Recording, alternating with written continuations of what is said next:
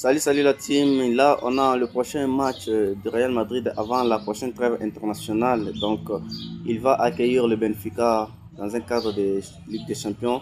Parce que le Real a un avantage d'un seul but et il va pouvoir accueillir Benfica au Santiago Bernabéu. Et après, en Liga, il va accueillir la Getafe. Un match très compliqué encore parce que le Real vient de perdre sa première place de la Liga cette week-end.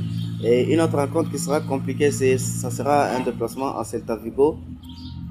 Après, il va encore jouer le match de la Champions League. S'il se qualifie face à Benfica, il va pouvoir jouer un match de la Champions League, soit avec le Sporting ou avec le Manchester City. Et le 14 mars, il va pouvoir jouer avec Elche. Donc, il va accueillir Elche. Et encore le 17 mars, un autre match de la Champions League si il se qualifie face à Benfica. Et pour terminer, le 22, il aura accueillir encore l'Atlético de Madrid, un programme qui est tellement lourd, donc il faut se concentrer. Toujours du côté du Real Madrid, c'est confirmé, Rodrigo fera son retour après le match contre le Benfica. Il va pouvoir jouer le prochain match de la Liga et parce qu'il ne peut pas jouer face à Benfica car il a été sanctionné. Toujours du côté du Real Madrid, comme on nous informe là, Florentino Pérez serait très en colère après la défaite du Real Madrid et suite aux décisions d'Arbeloa contre Osasuna.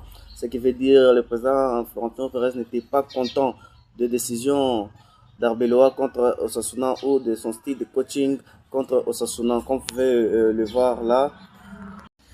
Et de l'autre côté, les grands journaux sportifs catalans très contents de la défaite du Real Madrid face à Osasuna.